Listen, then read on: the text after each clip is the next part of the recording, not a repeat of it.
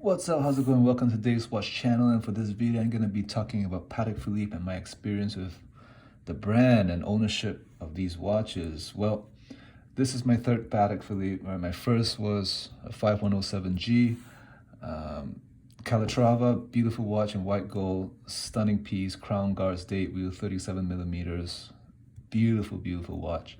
And then I sold that one and I bought a 5196G, another Calatrava. This was another stunning watch, beautiful watch. The mechanical movement, that was the 215 movement. That was just winding that thing, just felt amazing. It touched my heart, my soul when I was winding that watch. I said, whoa, such a smooth buttery feel. But I can't keep everything.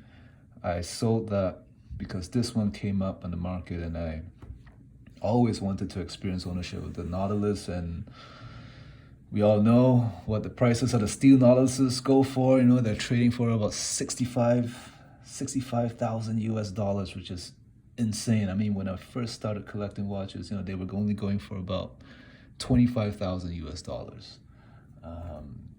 And they were always, no one really wanted them. They weren't super popular, the 55711A. But we all know what happened. It exploded. Prices have definitely come down. They've kind of stabilized a bit as a pullback for sure. I think dealers were asking for, I had seen 75, maybe even $80,000. It didn't sell, so they've been slashing the prices, and I think now they've come down to like 65 or so, 65 to 70. So yeah, Patek Philippe, right? What do I think of the brand? Well, Patek is one of the last standing independent watch brands, that's not owned by a conglomerate like Swatch, Richemont, LVMH, right? And I believe and there's just such a strong brand. They've made so many great watches, great aspirational pieces, grail pieces that I can only dream of owning. And to be quite frank and honest, they are unattainable, right? Patek Philippe, they don't create watches for the masses. No. They do not market it to the masses. They are not meant for the masses, the unwashed masses. They're not meant for us plebs. They are, they are made for aristocrats, people in power, politicians, very prestigious watch brand. But hey, they can be attained. The entry level Patek would be a Calatrava. Back then, the entry level Patek was a steel Aquanaut, and those watches, they have more than doubled, and they have become unattainable. At the time, the Aquanaut. See, now this is bringing back memories, because at the time when I bought my first ever Calatrava, the 5107G, the Aquanaut was trading for about the same amount of money, right? What was it? The 5065 Aquanaut. That was the predecessor, the older generation Aquanaut, that was going for actually less than the Calatrava that I bought. So, in hindsight, I did not make a very good watch financial decision.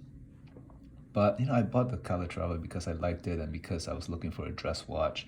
At the time, I had a couple steel sports Rolexes. I just didn't see myself wearing the Aquanaut for sports, or for physical activity, which I do use. Right, I wear my Yachtmaster to go canoeing. I do use my watches. I go biking with them. I use my watches, and I just didn't see myself using the Aquanaut to do any kind of physical activity. So I went for the Calatrava. Right, beautiful watches. Sold those two Calatravas, and I bought this one instead. Beautiful watch, right? Stunning piece. Some people feel that the Nautilus should only be on a steel bracelet, but they're just too expensive for me.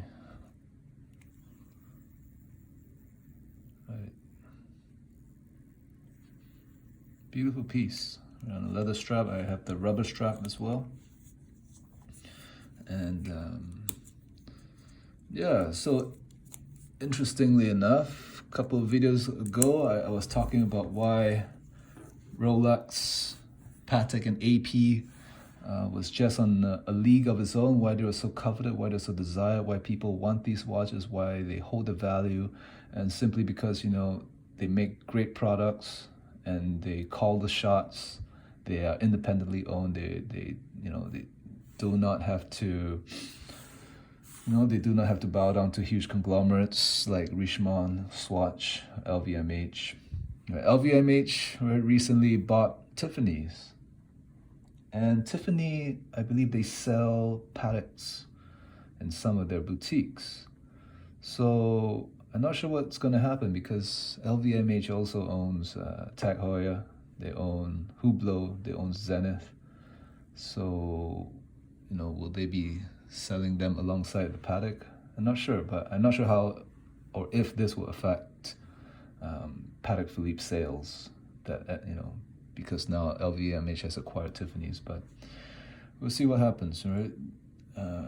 Patek, they're gorgeous. They make gorgeous watches. You know, I would say they are probably the best a man, a person can get. Right? These watches are truly aspirational pieces, and you know, I wish people would be able to experience ownership of these things, but you know, they are, some of the pieces are unattainable. Right? These are exclusive watches and not for everybody.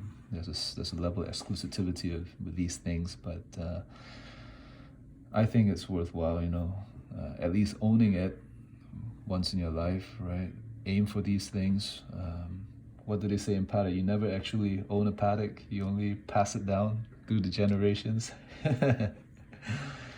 Wow, great marketing slogan. Okay, anyway, thanks for watching. You made it here, and I'm out. Bye.